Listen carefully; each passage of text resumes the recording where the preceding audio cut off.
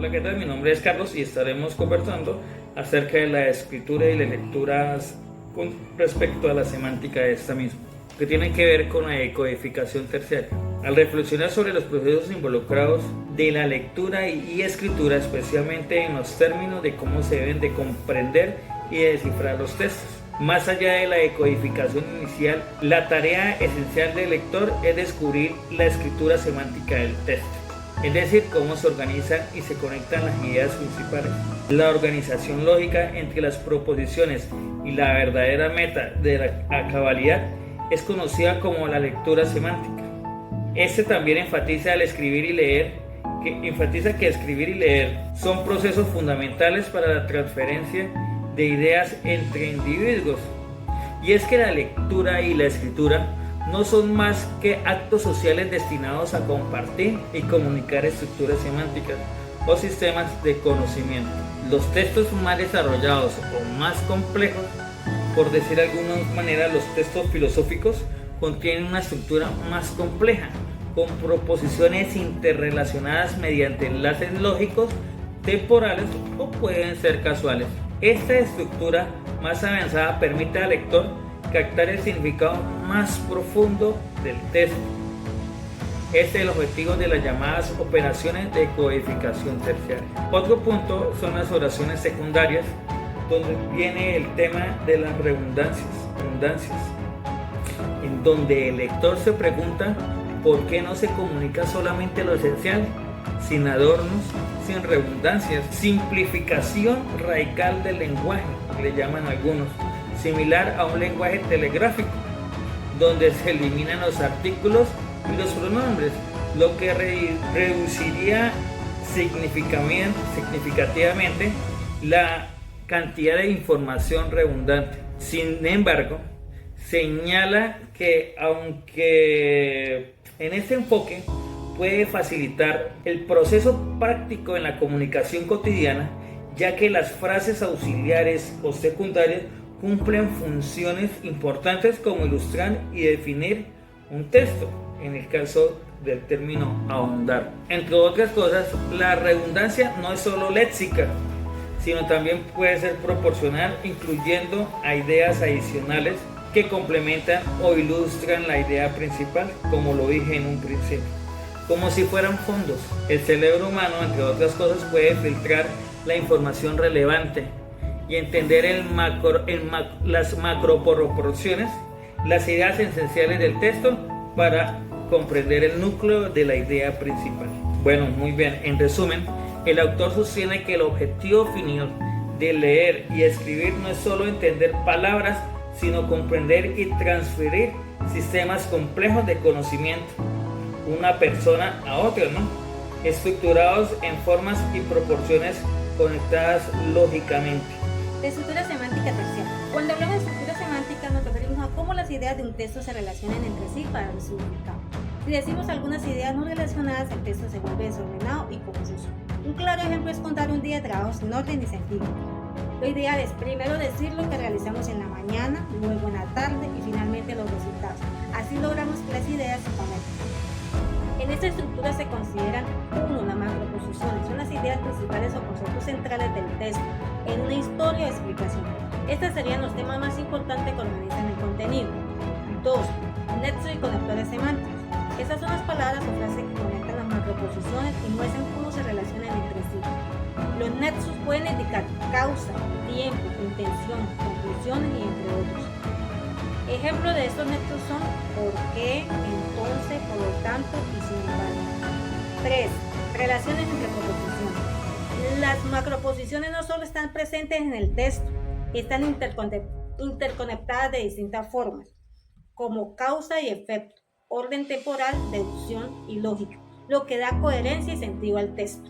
Un ejemplo práctico sería, imaginemos un texto sobre el proceso de sembrar y cosechar en el campo. Las macroposiciones serían los pasos principales: preparar la tierra, sembrar, regar y cosechar. La lectura semántica terciaria se asegura que estas macroposiciones estén conectadas de manera lógica. Primero preparamos la tierra para que esté lista para la siembra. Después de sembrar, regamos las plantas porque estas necesitan agua para crecer. Y una vez que las plantas han crecido, las cosechamos y como resultado obtenemos alimentos frescos. Este orden de conexión de ideas permite que el texto sea coherente y comprendible. Aplicaciones de la modelación en la lectura y escritura.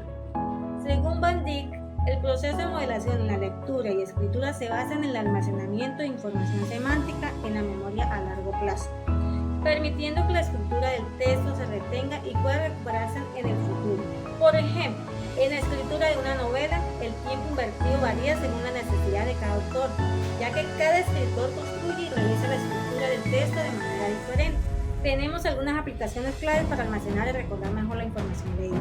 Esquemas gráficos, resumen visual de ideas principales para facilitar el recuerdo. Tarjetas de memoria, en ellas registramos fragmentos de información para revisión constante. Mapas mentales, conexiones de conceptos claves de forma jerárquica y organizada. Y por último tenemos la autoexplicación, explicar el contenido en voz alta usando esquemas para reforzar la memoria. Hola, mi nombre es Diana Lorena Durán Ortega y el día de hoy les voy a hablar sobre los mecanismos de la decodificación terciaria. Recordemos que la decodificación terciaria consiste en reducir las proposiciones de un texto en una o varias macroproposiciones. De la misma manera que la decodificación primaria inaugura la transformación de las palabras en los conceptos asociados con ellas, la decodificación terciaria le otorga el sentido final a la mágica actividad humana de leer.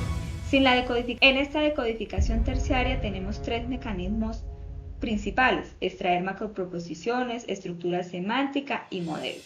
Extraer macroproposiciones. Habitualmente, sea en el lenguaje escrito o verbal, tendemos a decir más palabras, frases o párrafos de lo necesario. Es por ello que en este primer mecanismo lo que se hace es extraer la idea fundamental del texto. ¿Cómo se extraen las macroproposiciones? En tres pasos. Primero, suprimir, eliminar toda aquella idea redundante. Generalizar, agrupar en una macroidea a varios pensamientos. Construir, replantear una macroidea tomando el sentido de las otras. En este caso traigo un ejemplo donde tenemos una proposición y la llevaremos a macro. En el suelo había una muñeca y un tren de madera. Dispersos se encontraban algunos carros. Siguiendo estos tres pasos, obtenemos una macroproposición que sería: en el suelo había juguetes. Por último, ¿para qué sirven las macroproposiciones? Primero, para armar un modelo mental de la idea, como reconocer personajes, datos, actividades, escenarios, tiempo verbal, etc.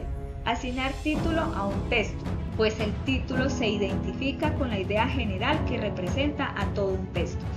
Reconocer la jerarquía de las ideas. La macroproposición es la idea general, a partir de la cual las otras ideas o proposiciones se reconocen como ideas particulares.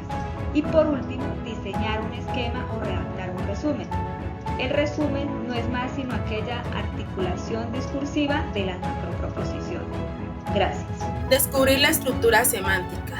Al descubrir la estructura semántica hacemos referencia a la coherencia y cohesión de un escrito, dejando un texto con un conjunto de ideas conectadas de manera lógica y bien escrita, donde las macroposiciones se vuelven las ideas principales del texto y su relación con la estructura semántica. Claro está que la estructura semántica no solo se compone de macroposiciones, sino también de las relaciones que hay entre ellas. En el diagrama debemos identificar e interpretar las relaciones que hay entre ellas para construir la estructura semántica. Al final presentan un ejemplo donde podemos analizar la estructura semántica que hay en la jerarquía de primates. Es muy importante poder analizar la estructura semántica para poder entender más a fondo cada texto y así poder identificar a profundidad las ideas principales y la relación entre ellas. Podemos identificar y crear una idea más clara sobre su contenido y su significado, en tener en cuenta la estructura semántica, las macroposiciones, la coherencia, la cohesión y el análisis textual. Al modelar la estructura semántica, tenemos una representación visual y simplificada de las ideas principales de un texto y sus relaciones. En el mecanismo de comunicación terciaria podemos ver un diagrama o esquema que resume la estructura semántica de un texto y mediante este podemos observar ideas principales, las cuales llamamos pensamiento, macroposiciones, estructura semántica, modelos y todos los componentes en el mecanismo de la decodificación terciaria.